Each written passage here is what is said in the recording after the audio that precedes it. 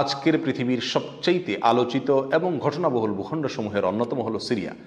একজন মুসলমানের কাছে মক্কা এবং মদিনার পরে তৃতীয় সবচেয়ে গুরুত্বপূর্ণ এবং পবিত্রতম ভূখণ্ড হলো সিরিয়া। কারণ রাসূল করিম সাল্লাল্লাহু সাল্লামের বহু তাৎপর্যপূর্ণ ভবিষ্যৎবাণী রয়েছে সিরিয়াকে কেন্দ্র করে। আজকের সিরিয়ার প্রাচীন এবং ঐতিহাসিক নাম ছিল শাম। এই শামকে কেন্দ্র করে যতগুলো বর্ণনা হাদিসের কিতাবসমূহে পাওয়া যায়, সেই শামের সীমানা অবশ্য আজকের সিরিয়া থেকে বেশ খানিকটা বিস্তৃত এবং বড় ছিল। সিরিয়া, জর্ডান, ফিলিস্তিন এবং লেবানন এই দেশগুলো মিলে ছিল তখনকার শাম। অবশ্য তখনকার শামের সবচেয়ে প্রধান এবং বড় অংশ যেহেতু আজকের সিরিয়ায়, সেই জন্য সিরিয়াকেই সাধারণত শাম বলা হয়। শাম বা সিরিয়ার প্রধান এবং অন্যতম বৈশিষ্ট্য হলো যুগে যুগে আল্লাহ সুবহানাহু ওয়া তাআলার পক্ষ থেকে বিভিন্ন নবী রাসূল যে সারা পৃথিবীতে এসেছেন, তাদের সবচেয়ে বড় অংশ এবং সবচেয়ে বেশি সংখ্যক নবী রাসূল এসেছেন এই শাম বা সিরিয়া।